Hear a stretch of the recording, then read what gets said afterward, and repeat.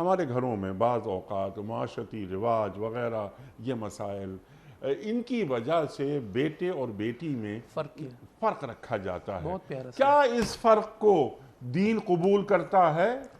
دین اس فرق کو نہایت شدت سے رد کرتا ہے، اور اللہ کے رسول صلی اللہ علیہ وسلم نے آج سے 1400 سال پہلے یہ ارشاد فرمایا تھا، اعدلوا بین اولادکم، اپنی اولاد کے درمیان عدل کرو. سبحان ایک اللہ. شخص نے بوسہ دیا اپنے بچے کے چہرے پر، حضور نے پوچھا کہ سارے بچوں کو دیتے ہو؟ سب بچوں کا یہ حق بنتا ہے. کسی نے آ کے کہا کہ نعمان بن بشیر رضی اللہ تعالیٰ عنہ تھے کہ میں اب یہ اپنے ایک بچے کو گفٹ کر رہا ہوں. حضور علیہ السلام نے فرمایا سب کو کر رہے ہو؟ کہا نہیں. ایک کہا مجھے ظلم پر گواہ مت بناؤ. تو بیٹا ہے یا بیٹی؟ حضور علیہ السلام جس طرح بیٹی کے لیے کھڑے ہو جایا کرتے تھے، آپ صلی اللہ علیہ وسلم ان کی پیشانی پہ بوسہ، ہاتھ پہ بوسہ، اپنی جگہ پہ بیٹھانا حضور صلی اللہ علیہ وسلم نے سختی سے ناپسند فرمایا. اس لیے شریعت کا یہ شرعی مسئلہ بھی ذہن میں رہے کہ ایک تو ہوتی ہے وراثت، وہ بعد کا معاملہ ہے، ایک ہوتا ہے اپنی دنیاوی زندگی میں گفٹ،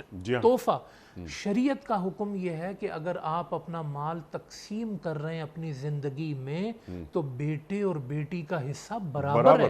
وہ گفٹ ہے، وہ تحفہ ہے. آپ اس میں یہ نہیں کہہ سکتے کہ میں نے 1000 اس کا اور 500 نہ، برابر ہوگا. تو تمام حقوق کے اندر بیٹی برابر ہے، بلکہ بیٹی کو ترجیح دینی چاہیے.